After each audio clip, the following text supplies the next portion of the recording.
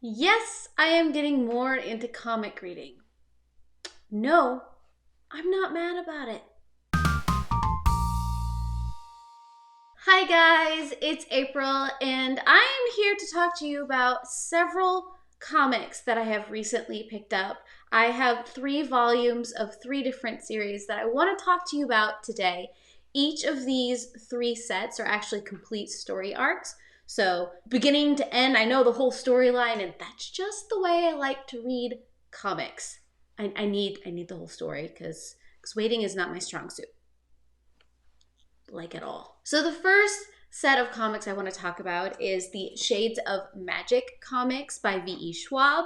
This is set in V.E. Schwab's Darker Shade of Magic world. This is actually before the books take place. This follows Maxim before he was king. At this point, he is prince and therefore proving himself. There are 3 different volumes in which we get to see Maxim, how he integrates himself within his world, how he gains some of the notoriety that we later hear about in the book series. You have a pirate queen that he has to confront. You have this concept of the Knight of Knives in which he has to prove his worthiness. And then we start to see the concept of the magic that later plays a very pivotal role in the Darker Shade of Magic series.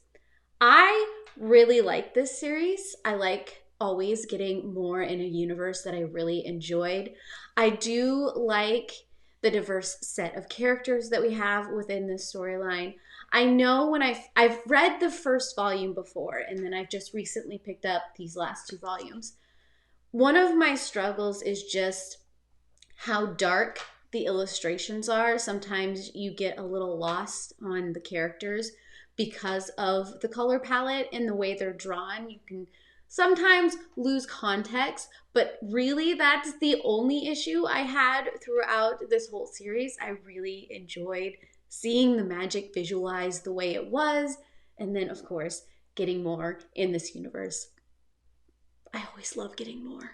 The next series I want to talk about is the 3 volumes of Skyward. This is the story of what Earth might be like if suddenly we lost gravity as we know it. It's more of a low gravity world, and how would humans have to adapt? How would nature adapt? And what kind of political issues would happen if someone maybe discovered a way to fix the gravity? This has a little bit of political intrigue into it. It's got a whole lot of sci-fi. Our main character is Willow. We follow her journey. She is 20 and she wants to go out. She wants to see the world. But because of the state that the world is in, it's not the safest place. Her father definitely recognizes that because it was only 20 some years ago in which everything changed. He has very much closed himself off from the rest of the world because of things that happened, but at the same time still trying to discover on how to fix what went wrong. He was even researching it before the world turned upside down. I love the illustrations in this series. I love the color palette they chose. I love the way they told this story. There were moments in which my scientific brain was questioning some more of the science aspect side of things just because that's who I am. Sometimes that would pull me out of the story. I liked seeing how the characters interacted and how they were handling everything going on. The 3rd volume introduced a completely new element in the story.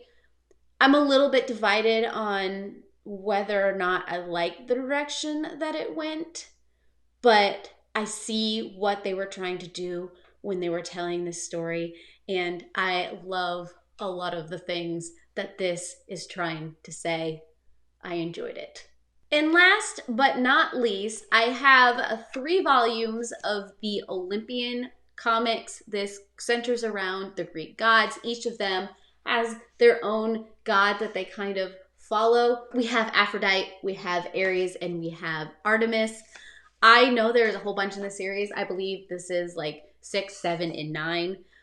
I got this at a library book sale. These were the volumes that intrigued me, so they are the ones that I picked up. It is a different way to get some of those Greek myths. Each of these volumes, while it is centered around a certain god or goddess, it is also centered around a myth that involves them. So Aphrodite, we have the whole myth of the golden apple and the prettiest goddess and the start of the Battle of Troy. Of course, then Ares continues that story in which we get the actual Battle of Troy and how the gods were involved in that whole thing.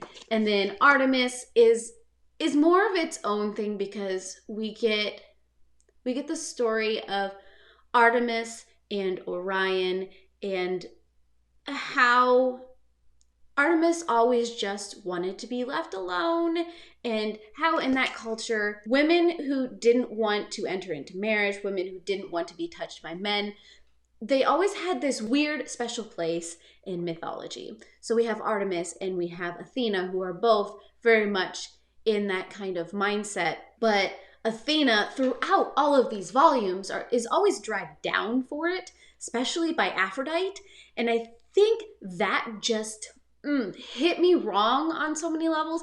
I feel like there were several very not good moments. And I think it's the way that they decided to interpret the stories and the gods, and I didn't necessarily agree with it. I know the whole point of the Greek gods is they were a complete mess, but each of them were set up to represent something specific and for a specific reason. And while there was some intermingling of not goodness within each of these storylines, the direction and the way some of the goddesses tried to tear each other down, and the way that some of the goddesses interacted with the other gods, I don't think sits well today, just because of how culturally we view the world. And I do think back then there was more of that openness too, but in this interpretation, it kind of pulls back into this very stringent concept of male and female.